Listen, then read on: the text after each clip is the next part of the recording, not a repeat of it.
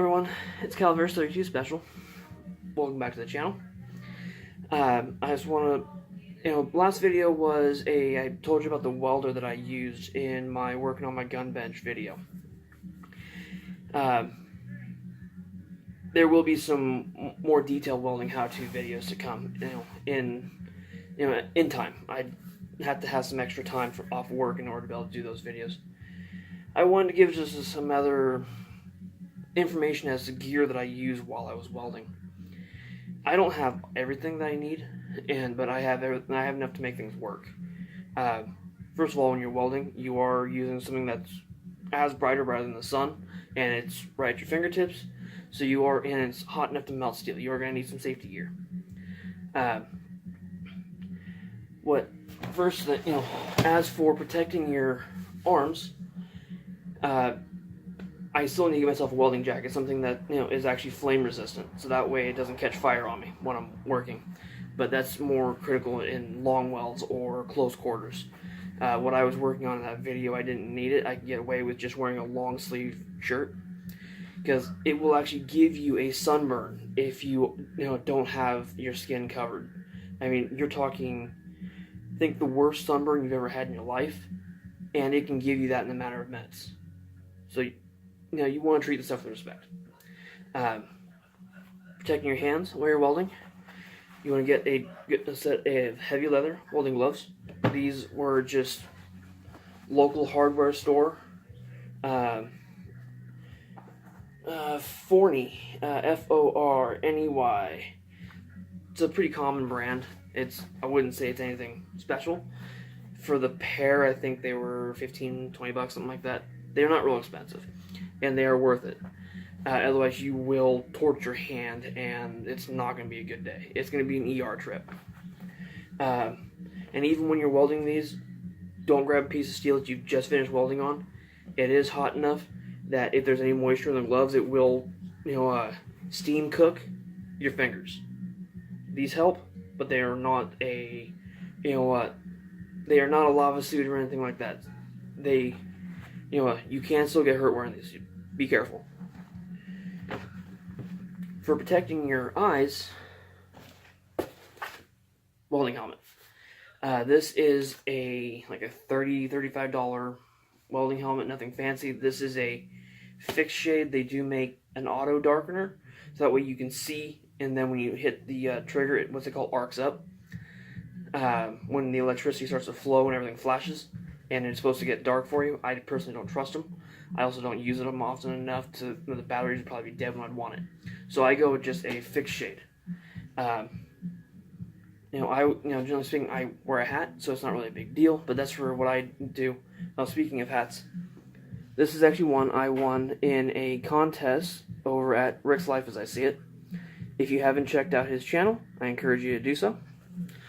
But often what I would be doing when I would weld, because it has a adjustable headband on top, and when you're welding, sometimes you'll get splatter or grinding. Welding is what the major issue is, that lands on top of your head. Not fun. Molten, droplets of steel landing on your scalp. Not fun.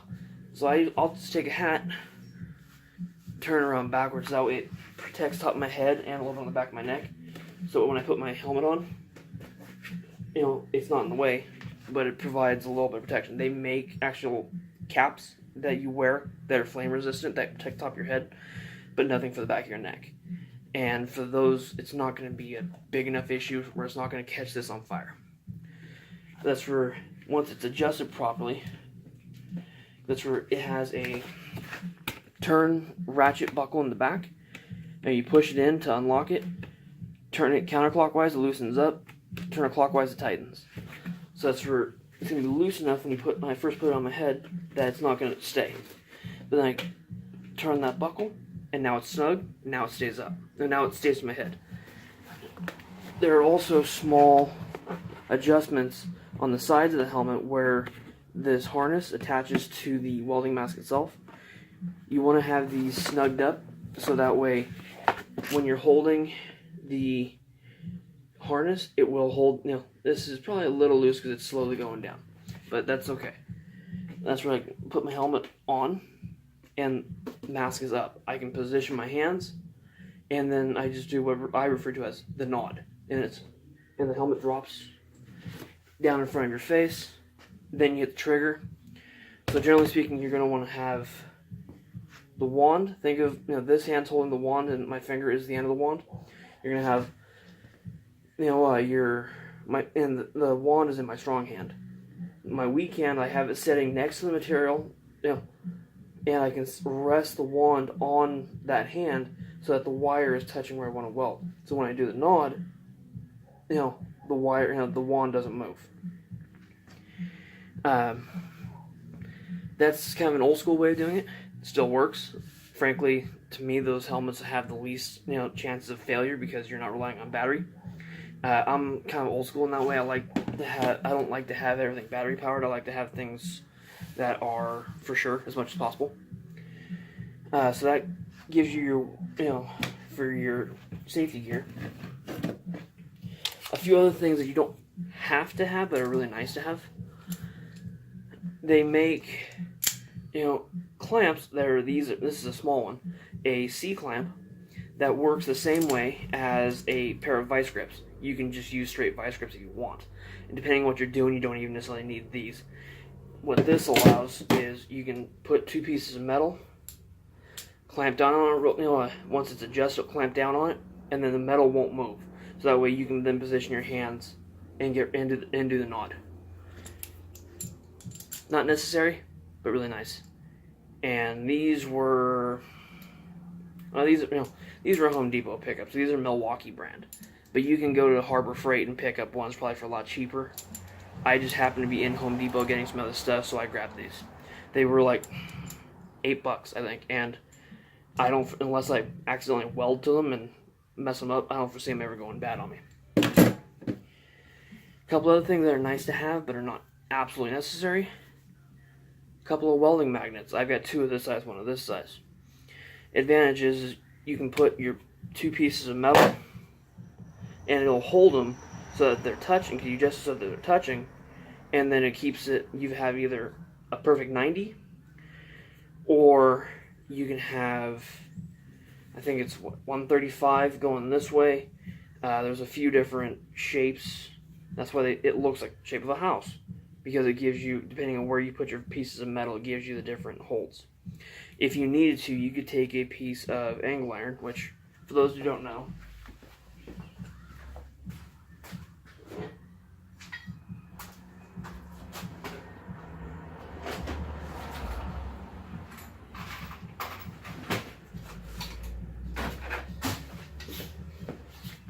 shows you how prepared I am.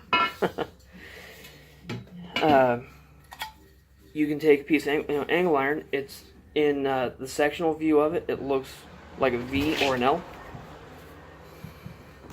Sorry about that. California Belle just made some homemade cookies. Who can say no to cookies? Anyhow.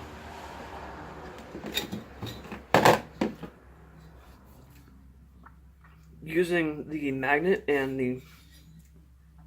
Sorry, I didn't finish that. No. The angle iron looks like it has an L shape. This one is 1 1/4 inches this way by 1 1/4 inches this way. Give me, so they'll actually refer to it as, 1 1/4 inches by 1 1/4 inches, and it's an 1/8 inch thick. So it's 1 1/4 by 1 1/4 by 1/8.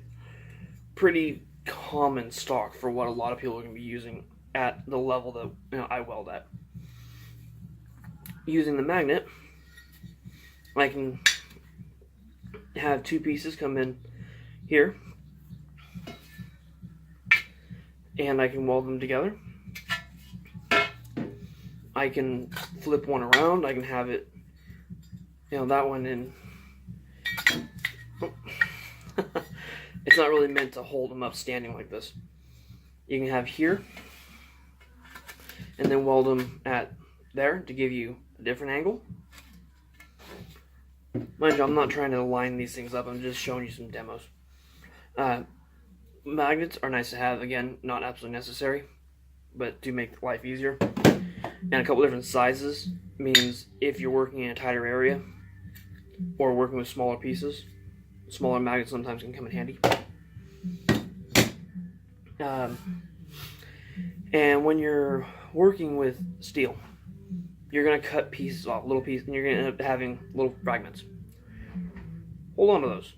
Don't throw them. They're not garbage. You can use them as shims. You can use them as spacers. Well, shim and a spacer, I guess, is similar. You can use it as a fillet. You can use it as a variety of different things. In fact, move my hooks out of the way real quick. Oops.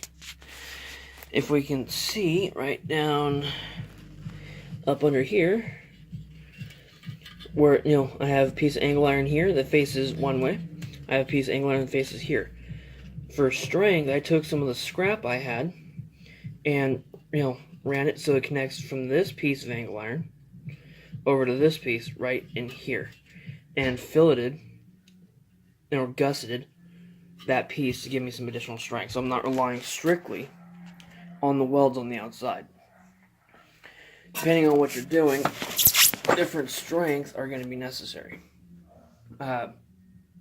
Being a press stand, this is overbuilt. I probably didn't need to put those, gussets in. When I was building a roll cage, gussets were mandatory. And I was working with a slightly different type of metal, but that's a different story. But yeah, that's kind of the basic tools and kind of the basic safety precautions. If you have any additional questions, drop them in the comments below. Love to hear from you. If you want to have more of a long-form conversation via email, you can go over to calaveras32special.com. There is a, the link for that is in the description. There is a place where you can actually go for a contact page, and you can actually write out an email and send it to me, and I'll get back to them as soon as I can. All right, everyone, have a wonderful night. Come on, stop recording. Real professional, right? Stop recording. I'd like to thank everyone for stopping by the channel. If you want to see more of my content, I encourage you to check out my website, calaveras32special.com. Links below in the description. I also encourage you to check out gunchannels.com. Online, two-way community, set up and operated about 5 years ago at this point, by G-Webs, or Mr. Gun Websites. He is a avid activist for our two-way rights, so that's where I encourage you to stop by there, as well as his website, gearwebsites.com, where where a lot of his financing comes from, to help him fight for our rights. I hope you guys are willing to stop by both of those websites. Oh, and before I get on mine, I have my Spreadshirt store link and my Patreon link over there for anyone who is so inclined as to helping out the channel. Much appreciated. And anything I decide any money I get over there, I'll be putting back into the channel, and I'll be giving my patrons a chance to chime in as to what they think I should be using it on. I want to say again, thank you very much for stopping by. Have a wonderful night.